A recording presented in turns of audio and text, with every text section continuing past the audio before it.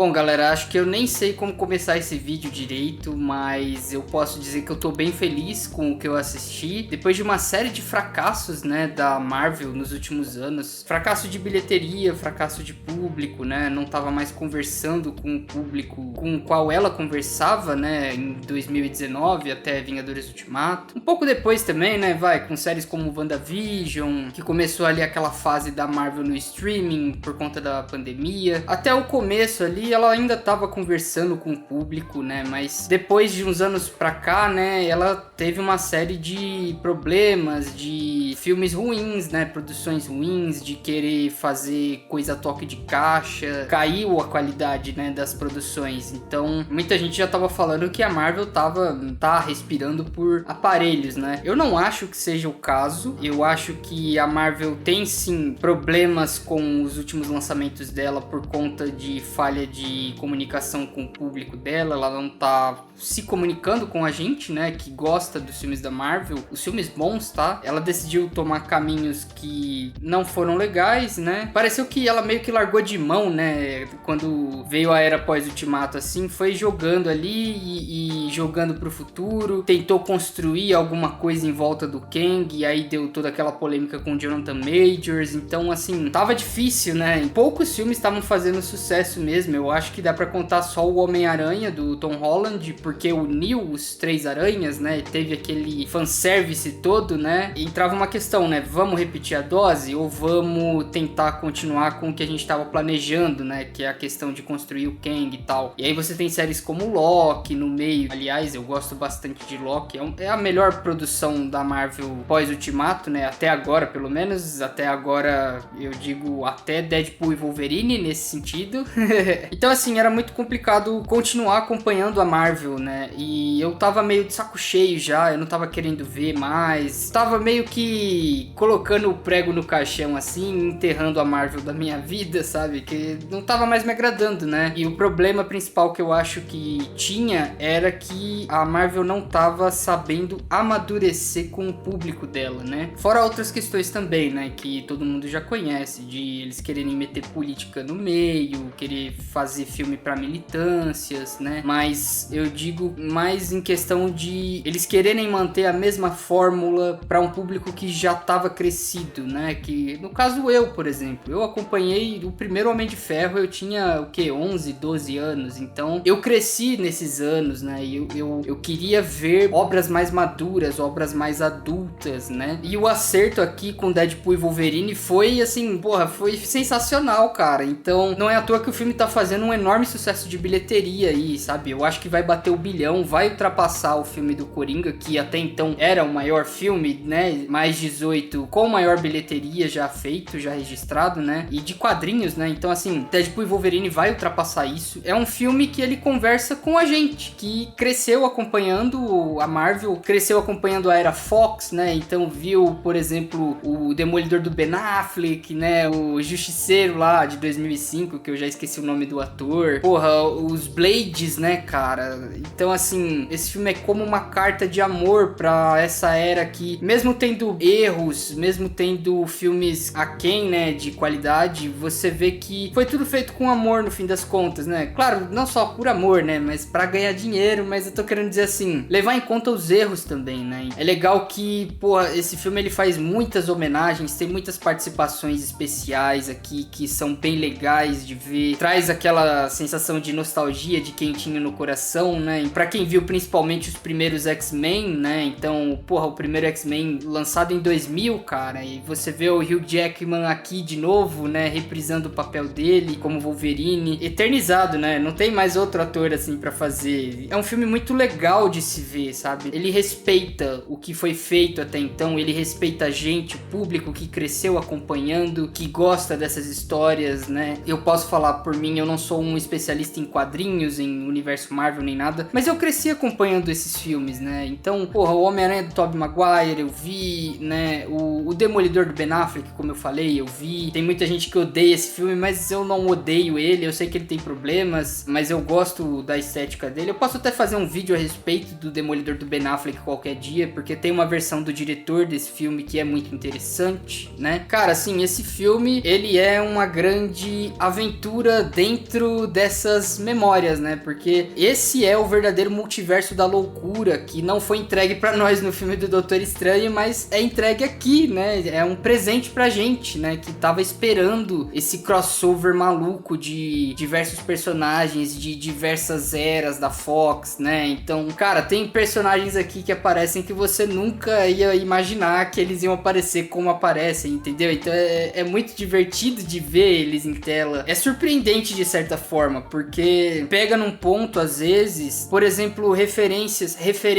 a Quarteto Fantástico de 2005. Alguém lembra desses filmes? Os dois primeiros Quartetos Fantásticos? Com o Chris Evans, né? E aqueles outros atores. Porra, cara, são referências que quem pegou naquela época, né? E eu vi quando era criança também. São referências que são muito legais de se ver na tela, né? E são muito respeitosas, como eu falei. Então esse filme, ele é uma grande carta de amor, assim, pros fãs da Marvel, pros fãs que estavam sedentos por qualidade, né? Porque tava faltando qualidade. Não que o filme seja perfeito, seja um primor de roteiro. Ele não é. Ele tem problemas, né? Ele tem alguns furos, algumas motivações que não são tão convincentes assim. Mas a partir do momento que você sabe que esse é um filme do Deadpool e essa é uma galhofa, né? É uma aventura, é uma grande brincadeira. É como se você se fantasiasse com seus amigos quando você é criança, né? E sai pra brincar no quintal de casa e todo mundo é um herói, tem um poder, né?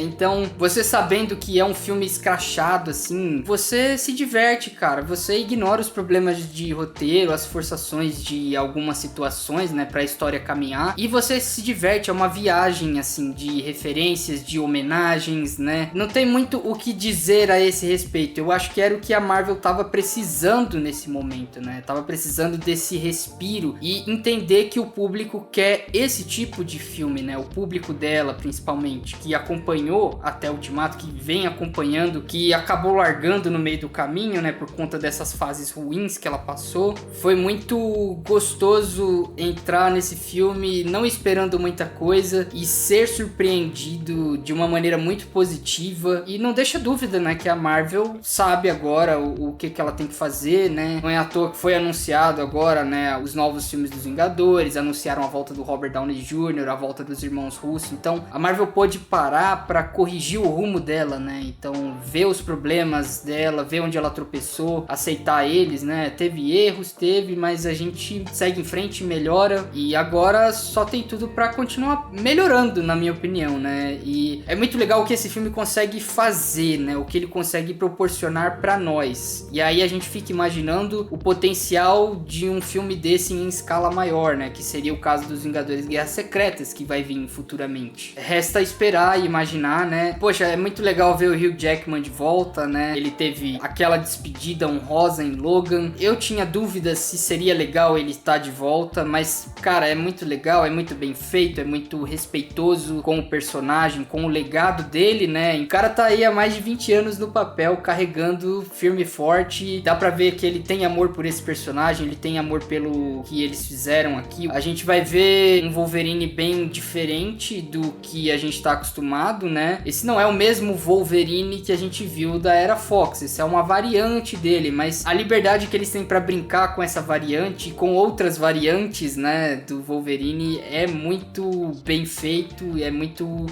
engraçado, cara. Tem coisas que são muito engraçadas, assim. Tem variantes que você se surpreende de ver em tela, é surreal, mas é muito legal, né, a aparição de uma certa variante aí, quem viu o filme sabe. Mas fora isso, todas as outras participações, né, todas as outras variantes, todas as outras loucuras do multiverso que entram aqui nesse filme, é uma salada de referências, assim. O Ryan Reynolds também tá incrível nesse filme, ele tem paixão mesmo pelo Deadpool. É aquela coisa de não tem outro ator que interpretaria melhor o Deadpool do que o Ryan Reynolds, né? Sensacional esse filme, eu só tenho elogios a fazer, eu me diverti muito, o filme é muito engraçado, o timing é muito bom. Esse filme ele é muito mais engraçado do que o primeiro e o segundo Deadpool, na minha opinião. Eu acho que ele é o melhor dos três, né? Se a gente for encarar como uma trilogia, um filme com qualidade, um filme com respeito aos personagens, né? Tudo tratado com muito respeito e com muito carinho do diretor Shawn Levy, que eu não conhecia o trabalho dele, eu passei a conhecer nesse filme e gostei bastante. Vou ficar de olho nos futuros projetos dele. E cara, é isso que eu tinha pra dizer sobre esse filme maravilhoso. Se você ainda não assistiu, vá assistir, né? Esse foi um vídeo sem spoilers, tá? Eu comentei o que eu achei do filme, filme, né? As emoções que esse filme desperta pra gente, porque era o que a gente devia ter tido no início dessa saga do multiverso e deveria ter sido escalonado, né, ao longo desses anos, mas não foi feito, agora tá sendo feito. E que bom, né? Que bom que foi com o filme do Deadpool, que já chegou chutando tudo, chegou escaralhando a Marvel mesmo, zoando a Marvel. Ele zoa muito a Marvel, assim, os erros da Marvel. Ele zoa as militâncias, né, de...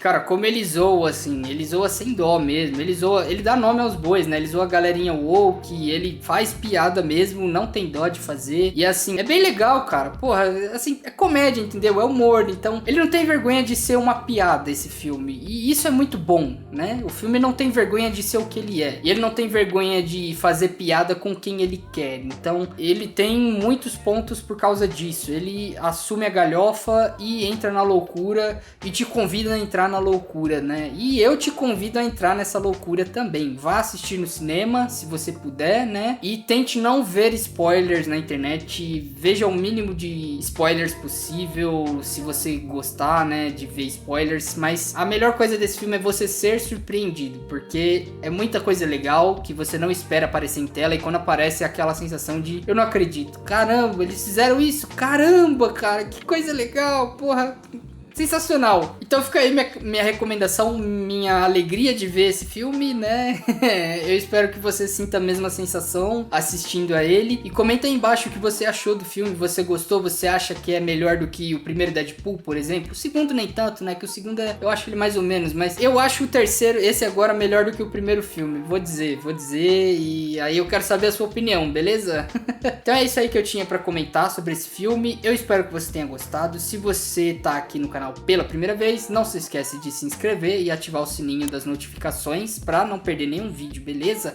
E eu vejo vocês numa próxima, naquele canal sobre cinema. Um grande abraço.